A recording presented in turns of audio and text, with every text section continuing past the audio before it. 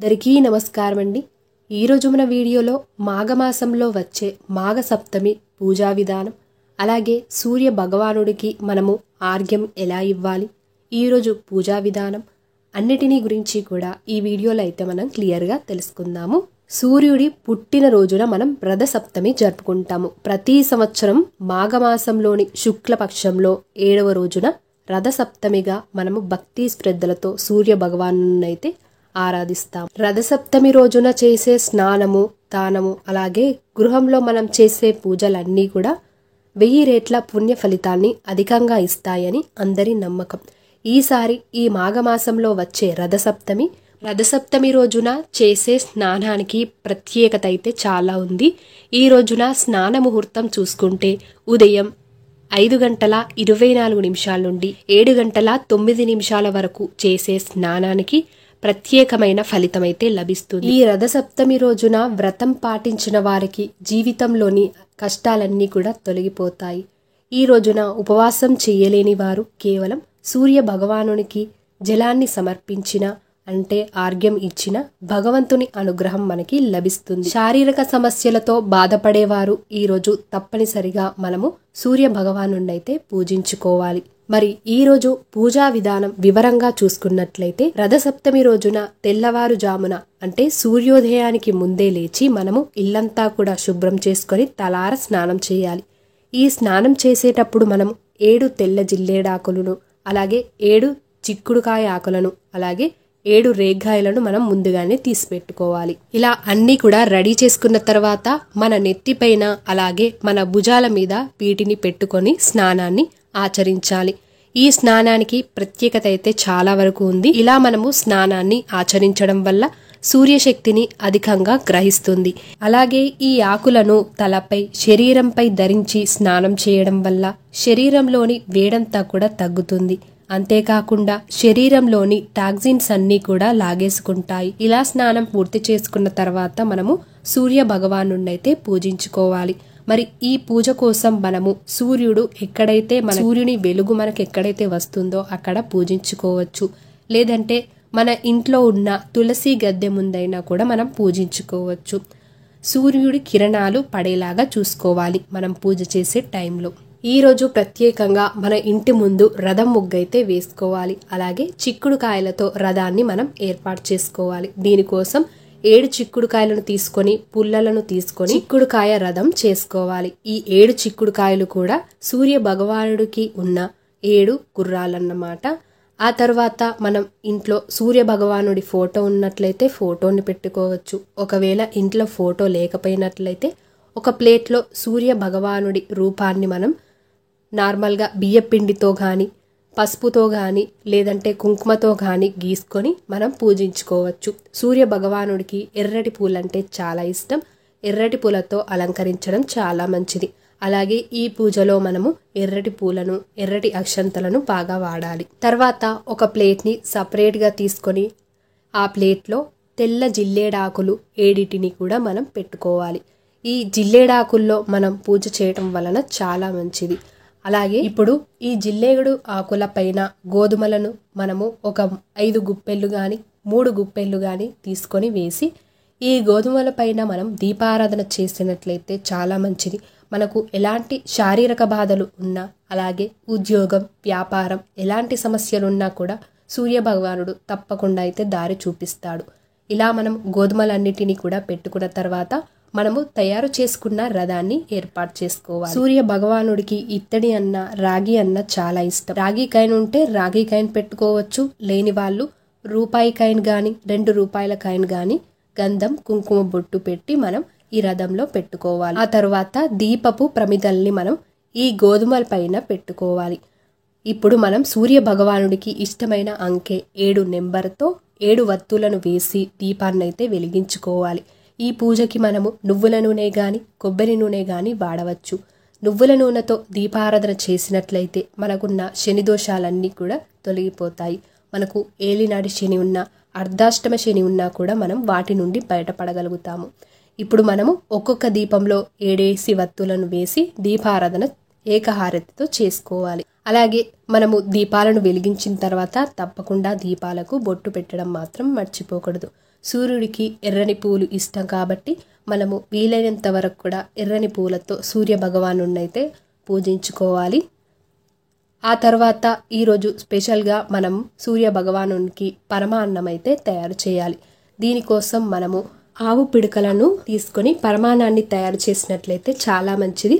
ఒక 3 ఇటుకలను తీసుకొని మధ్యలో ఆవు పిడకలని పెట్టుకొని దానిపైన మనం రాగి పాత్ర లేదంటే ఇత్తడి పాత్రను పెట్టుకొని అందులో పరమాన్నాన్ని తయారు చేసుకోవచ్చు. ఆ రోజు ప్రత్యేకంగా అయితే మనం అలానే తయారు చేసుకోవాలి. ఒకవేళ అలా కుదరని వాళ్ళైతే మనం స్టవ్ దగ్గరనే స్టవ్కి చక్కగా ముగ్గు వేసి బొట్లు పెట్టుకొని ఆ స్టవ్ పైన మనము ఆవు పిడకల్ని పెట్టుకొని ఇత్తడి పాత్ర ఉన్న వాళ్ళైతే ఇత్తడి పాత్రలో మనం పరమాన్నాన్ని తయారు చేసుకోవాలి. లేని వాళ్ళైతే నార్మల్గా పాత్ర ఏదైనా తీసుకొని ఆ పాత్రకి చక్కగా పసుపు రాసి కుంకుమ బొట్లు పెట్టుకొని ఇప్పుడు ఆ పాత్రలో మనం పరమాన్నాన్ని తయారు చేసుకోవాలి. ఈ పాత్రలో పాలను తీసుకొని పొంగేదాకా చూసుకోవాలి. ఈ రథసప్తమి రోజున ప్రత్యేకంగా పాలను ఇంట్లో అయితే పొంగించాలి. ఒక 3 సార్లు పొంగే వరకు. ఇలా 3 సార్లు పాలు పొంగిన తర్వాత తెల్లటి బియ్యాన్ని మన ఇంట్లో ఎంతమంది అయితే ఉంటారో అంతమంది పేర్లు చెప్పుకుంటూ ఒక్కొక్క వాళ్ళ పేరు చెప్పుకుంటూ మనం ఈ తెల్లటి బియ్యాన్ని ఆ పాలల్లో వేస్తూ ఉండాలి. మన ఇంట్లో ఎంతమంది ఉంటే వాళ్ళ పేర్లన్నీ కూడా చెప్పుకుంటూ ఇలా మనం వేసుకోవాలి. ఆ తర్వాత ఇప్పుడు మనం ఈ పరమాన్నాన్ని నార్మల్గా రథసప్తమి రోజున అయితే చెరుకు గడను తీసుకొని దానితో కలుపుతూ చేసుకోవాలి. చెరుకు గడ దొరికినట్లయితే చెరుకు గడతో తయారు చేసుకోవచ్చు. కలుపుకుంటూ తయారు చేసుకోవాలి. చెరుకు గడ లేకపోతే నార్మల్గా గంటెతో అయినా కూడా కలుపుకోవచ్చు. ఇప్పుడు మొత్తం రైస్ ఉడికిన తర్వాత అందులో బెల్లాన్ని తీసుకోవాలి. అలాగే యాలకుల పొడిని కూడా చల్లుకోవాలి. ఇలా మొత్తం కూడా వేసిన తర్వాత మొత్తం కూడా బాగా కలిసేలాగా కలుపుకోవాలి. ఇలా మనం కలిపేటప్పుడు చెరుకు గడను ఉపయోగించాలి. అలాగే ఒక 2 స్పూన్ల వరకు నెయ్యిని కూడా మనం ఇందులో యాడ్ చేసుకోవాలి. ఇప్పుడు ఒక 5 నిమిషాలు లో ఫ్లేమ్లో పెట్టుకొని ఆఫ్ చేసుకోవాలి. మనకి పరమాన్నం రెడీ అయిపోయినట్టే. అలాగే ఈ పరమాన్నాన్ని సూర్య భగవానుడికి పెట్టేటప్పుడు మనము 7 చిక్కుడుకాయ ఆకులను ఫ్రెష్గా తీసుకోవాలి. ఇప్పుడు ఈ ఒక్కొక్క ఆకులో ఈ పరమాన్నాన్ని పెడుతూ రావాలి.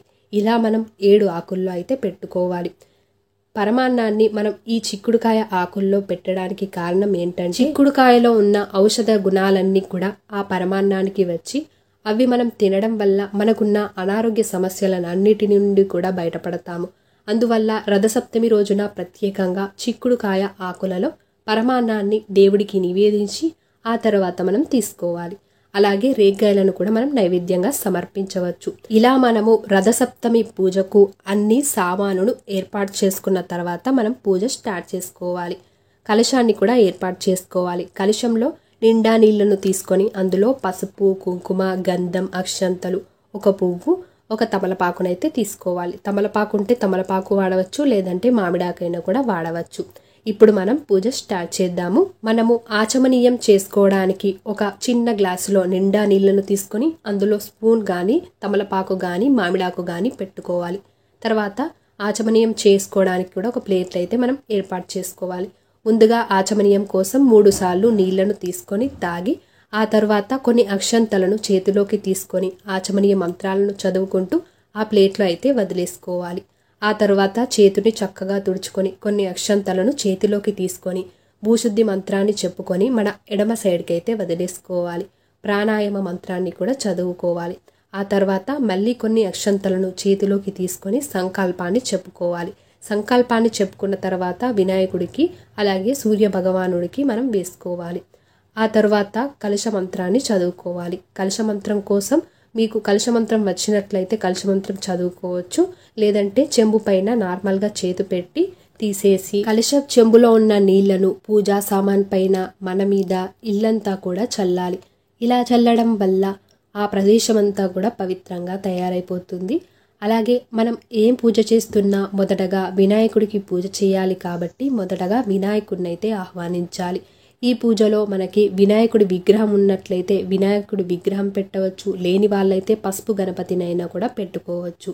ముందుగా వినాయకుడిని ఆహ్వానించాలి. వినాయకుడికి పాదయో పాద్యం సమర్పయామి, హస్తయో ఆర్ఘ్యం సమర్పయామి, స్నానం సమర్పయామి అనుకుంటూ కలశపు చెంబులో ఉన్న తమలపాకులతో నీళ్లను చూపెట్టి పక్కన ప్లేట్లో అయితే వదిలేసుకోవాలి. ఆ తర్వాత పసుపు, కుంకుమ, గంధం, అక్షంతలు, అలాగే పువ్వులు ఇలా ఒకదాని తర్వాత ఒకటి సమర్పయామి అనుకుంటూ ఒకదాని తర్వాత ఒకటైతే సమర్పించుకోవాలి. ఆ తర్వాత వినాయకుడి అష్టోత్తర శతనామావళి వచ్చిన వాళ్ళైతే బుక్లో చదువుకుంటూ అష్టోత్తర శతనామావళి చదువుకుంటూ ఎర్ర పుష్పాలతో కానీ తెల్ల పుష్పాలతో కానీ అక్షంతలతో కానీ మనం వినాయకుడిని పూజించుకోవాలి. ఒకవేళ మంత్రాలు రానట్లయితే ఓం గం గణపతియే నమః అనే మంత్రాన్ని 108 సార్లు చదువుకుంటూ పుష్పాలనైతే సమర్పించుకోవాలి. ఇప్పుడు వినాయకుడికి దీపాన్ని చూపెట్టి ధూపాన్ని కూడా మనం చూపెట్టాలి. ఆ తర్వాత తాంబూలం సమర్పయామి అనుకుంటూ ఒక తమలపాకును కూడా సమర్పించాలి. తమలపాకులో సోంపు, తేనె వేసి కూడా సమర్పించవచ్చు. ఆ తర్వాత మంగళహారతి పాట పాడుతూ వినాయకుడికైతే మంగళహారతిని సమర్పించుకోవాలి. మంగళహారతిని సమర్పించిన తర్వాత కలశపు చెంబులో ఉన్న నీళ్లతో తమలపాకులతో మంగళహారతి ప్లేట్ చుట్టూ కూడా తిప్పి స్వామివారికి చూపెట్టి మనం కూడా తీసుకోవాలి. ఆ తర్వాత వినాయకుడికి మనం నైవేద్యం సమర్పయామి అనుకుంటూ నైవేద్యాన్ని కూడా చూపెట్టాలి. ఇప్పుడు కర్పూర హారతితో గంట కొడుతూ స్వామివారికి కర్పూర హారతిని కూడా సమర్పించుకోవాలి. పాట వచ్చిన వాళ్ళైతే పాట పాడుకోవచ్చు. అలాగే ఇప్పుడు కలశపు చెంబులో ఉన్న నీళ్లతో కర్పూర హారతి ప్లేట్ చుట్టూ కూడా తిప్పి మనం తీసుకొని ఇంట్లో వాళ్ళందరికీ కూడా చూపెట్టాలి. ఆ తర్వాత ఒక పువ్వు, కొన్ని అక్షంతలను చేతిలోకి తీసుకొని మంత్రపుష్పం సమర్పయామి అనుకుంటూ గణపతి దగ్గర వేసుకోవాలి. ఇప్పుడు కొన్ని అక్షంతలను తీసుకొని పూజలో ఏవైనా పొరపాట్లుంటే క్షమించమని మన కోరిక గణపతికి చెప్పి స్వామివారి దగ్గర వేసుకోవాలి. అలాగే స్వామి పాదాల దగ్గర ఉన్న కొన్ని అక్షంతలను మన నెత్తిపైన కూడా వేసుకోవాలి. తర్వాత ప్రత్యక్ష దైవమైన సూర్య నారాయణుని మనం ఆహ్వానించాలి. తర్వాత రత్న సింహాసనం సమర్పయామి అనుకుంటూ స్వామివారిని రమ్మనాలి. ఆ తరువాత స్వామివారికి కూడా పాదయోపాద్యం సమర్పయామి, హస్తయో ఆర్ఘ్యం సమర్పయామి, ఆచమనీయం సమర్పయామి, స్నానం సమర్పయామి అనుకుంటూ కలశపు చెంబులో తమలపాకులతో నీళ్లను చూపెట్టి పక్కన ప్లేట్లో అయితే వదిలేసుకోవాలి. కుంకుమ సమర్పయామి, గంధం సమర్పయామి, అక్షతం సమర్పయామి అనుకుంటూ ఒకదాని తర్వాత ఒకటి మనం సూర్య భగవానుడికి కూడా చూపెట్టాలి. ఆ తర్వాత సూర్య భగవానుడి అష్టోత్తర శతనామావళి వచ్చినట్లయితే అష్టోత్తర శతనామావళి చదువుకోవాలి. ఇప్పుడు మనం ఈ సూర్య భగవానుడికి ఎర్ర అక్షంతలతో కానీ అలాగే ఎర్ర పూలతో కానీ మనం పూజించుకోవాలి. అలాగే ఆదిత్య హృదయం వచ్చిన వాళ్ళైతే ఆదిత్య హృదయం కూడా చదువుకోవచ్చు. లేదంటే సూర్యాష్టకమైనా కూడా చదువుకోవచ్చు. మీకు ఏ మంత్రాలు వస్తే ఆ మంత్రాలను చదువుకోవాలి. సూర్య భగవానుడికి కూడా ధూపాన్ని చూపెట్టి దీపాన్ని కూడా చూపెట్టాలి. మనము ఈ పూజ బయట చేసినట్లయితే బయట సూర్యుడు మనకి కనిపిస్తాడు కాబట్టి ఆ సూర్యుడికి కూడా మనము కింది నుండి దీపాన్ని, ధూపాన్ని అన్నిటినీ కూడా చూపెట్టాలి. మనం నైవేద్యాన్ని చూపించేటప్పుడు కూడా ఇక్కడ చూపెట్టి మనం ఆ తర్వాత సూర్య భగవానుడిని పైకి చూసి ఆయనకు కూడా చూపెట్టాలి. ఆ తర్వాత నైవేద్యం సమర్పయామి అనుకుంటూ మనం సూర్య భగవానుడికి అన్నిటినీ సమర్పించాలి. చిక్కుడు ఆకులలో పెట్టిన పరమాన్నాన్ని ప్రత్యేకంగా అయితే ఈరోజు సమర్పించాలి. ఆ తర్వాత మంగళహారతి పాట పాడుతూ మంగళహారతిని కూడా స్వామివారికి సమర్పించాలి. ఈ మంగళహారతి చుట్టూ కూడా నీళ్లను తిప్పి స్వామివారికి చూపెట్టి మనం కూడా తీసుకోవాలి. అలాగే ఇక్కడ చూపేటప్పుడు మనం పైన సూర్యుడు కనిపిస్తాడు కాబట్టి ఆయన కూడా చూపెట్టాలి. ఇలా మనం పూజ చేయడం వల్ల మనకున్న అనారోగ్య సమస్యలన్నీ కూడా తగ్గుముఖమైతే పడతాయి. అలాగే సూర్య భగవానుడు కూడా తాంబూలం సమర్పయామి అనుకుంటూ ఒక తమలపాకునైతే సమర్పించుకోవాలి. ఇప్పుడు కొబ్బరికాయ కొట్టేవాళ్ళు కొబ్బరికాయ కూడా కొట్టవచ్చు. అలాగే కర్పూర హారతితో స్వామివారికి గంట కొడుతూ కర్పూర హారతిని కూడా సమర్పించాలి. ఈ కర్పూర హారతి ప్లేట్ చుట్టూ కూడా కలశపు చెంబులో ఉన్న నీళ్లను ప్లేట్ చుట్టూ కూడా తిప్పి స్వామివారికి చూపెట్టి పైకి సూర్య భగవానుడు కూడా చూపెట్టి మనం కూడా తీసుకోవాలి. అలాగే ఇంట్లో వాళ్ళందరికీ కూడా చూపివ్వాలి. ఆ తర్వాత ఒక ఎర్రటి పువ్వు అలాగే ఎర్రని అక్షంతలను తీసుకొని మంత్రపుష్పం సమర్పయామి అనుకుంటూ సూర్య భగవానుడికైతే మనం మంత్రపుష్పాన్ని సమర్పించుకోవాలి. ఆ తర్వాత కొన్ని అక్షంతలను చేతిలోకి తీసుకొని క్షమామంత్రాన్ని చెప్పుకొని అలాగే ఆత్మ ప్రదక్షిణ మన చుట్టూ మనము 3 చుట్లు కానీ 5 చుట్లు కానీ తిరిగి పూజలో ఏవైనా పొరపాట్లుంటే క్షమించమని సూర్య భగవానుణ్ణి మనస్ఫూర్తిగా మొక్కుకొని స్వామివారి దగ్గర అక్షంతలనైతే సమర్పించుకోవాలి. ఇంతటితో పూజ పూర్తయిపోయినట్టు. మనము ఉదయము సూర్యుడు ఉన్న సమయంలో ఈ విధంగా అయితే పూజ చేసుకోవాలి. మనం ఈ పూజను సూర్య కిరణాలు పడే చోట చేసుకున్నట్లయితే చాలా మంచిది. అలాగే తులసి మాత ముందైనా కూడా చేసుకోవచ్చు. ఇలా పూజ పూర్తయిపోయాక మనము సూర్యునికి ఆర్ఘ్యం అయితే సమర్పించుకోవాలి. ఆర్ఘ్యం కోసం కొన్ని నీళ్లను మన 2 చేతులతో కలిపి తీసుకొని స్వామి వారికి అయితే సమర్పించాలి. ఇలా ఆర్ఘ్యాన్ని సమర్పించడం వల్ల మనకున్న అనారోగ్య సమస్యలు అయితే చాలా వరకు తగ్గుతాయి. అలాగే ఉద్యోగం రాని వారికి ఉద్యోగం లభిస్తుంది. సంతానం లేని వారికి సంతానం కూడా లభిస్తుంది. ఉదయం పూజ అంతా కూడా పూర్తయిపోయిన తర్వాత మనము ఆ తర్వాత అన్నిటిని కూడా కదిలించుకోవచ్చు. వినాయకుడిని కదిలించి సూర్య భగవాను కూడా కదిలించుకొని మళ్ళీ అన్ని సర్దుకోవచ్చు. అలాగే ఈ పూజలో వాడిన మనం గోధుమలను మనము పక్షులకు వేసినట్లయితే చాలా మంచిది. మనము ఈ రథసప్తమి రోజున ప్రత్యేకంగా గుర్తుపెట్టుకోవాల్సినవి ఉదయం లేవగానే మనము రథసప్తమి రోజున స్నానం ఆచరించాలి. అలాగే రథాన్ని తయారు చేసుకోవాలి. ఈ రథాన్ని మనము గోధుమలు వేసి గోధుమల పైన దీపాన్ని పెట్టాలి. అలాగే 7 చిక్కుడుకాయలను తీసుకొని పరమాన్నాన్ని ప్రత్యేకంగా వండి ఆ చిక్కుడుకాయలో మనం స్వామి వారికైతే నివేదించాలి. చివరలో మనము సూర్య భగవాన్ నుండి చూసి స్వామి వారికి ఆర్ఘ్యాన్ని అయితే సమర్పించుకోవాలి.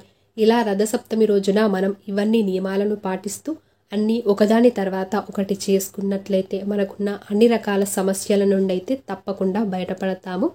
ఈ మాఘమాసంలో ఓన్లీ రథసప్తమి రోజునే కాకుండా మాఘ ఆదివారాలన్నీ కూడా మనం ఈ విధంగా పూజ చేసుకోవచ్చు. అలాగే ఆర్ఘ్యాన్ని సమర్పించవచ్చు. ఇలా చేసినట్లయితే చాలా మంచిది. అలాగే ఈ రథసప్తమి రోజున మనం ఉదయం పూజ చేసిన తర్వాత ఈరోజు మనము మాంసాహారం అయితే తినకూడదు. అలాగే బ్రహ్మచర్యాన్ని పాటించాలి. ఒక పూట భోజనం చేసినట్లయితే ఇంకా మంచిది. అలాగే ఈరోజు మనం పూజ ఉదయం సూర్యుడు ఉన్న సమయంలోనే తప్పకుండా చేసుకోవాలి. ఈ పూజ అంతా కూడా పూర్తయిపోయిన తర్వాత చిక్కుడుకాయ అలాగే మనం పూజలో వాడిన పువ్వులు కానీ ఆకులు కానీ మనం పారే నీటిలో కానీ లేదంటే ఎవరు తొక్కని ప్రదేశంలో అయితే వేసుకోవాలి. ఈ వీడియో మీకు నచ్చినట్లయితే తప్పకుండా మీ యొక్క లైక్తో నాకు సపోర్ట్ని అయితే తెలియజేయండి. అలాగే పండుగలను గురించి పంచాంగం గురించి ముందే తెలుసుకోవడానికై మన ఛానల్ని సబ్స్క్రైబ్ చేసుకొని పక్కనే ఉన్న బెల్ ఐకాన్ని క్లిక్ చేసి ఆల్ అనే ఆప్షన్ని క్లిక్ చేయడం వలన నేను ఏ వీడియో పెట్టినా మీకు నోటిఫికేషన్ రూపంలో అయితే వస్తుంది. ధన్యవాదములు. మరో మంచి వీడియోతో మనమైతే కలుద్దాం.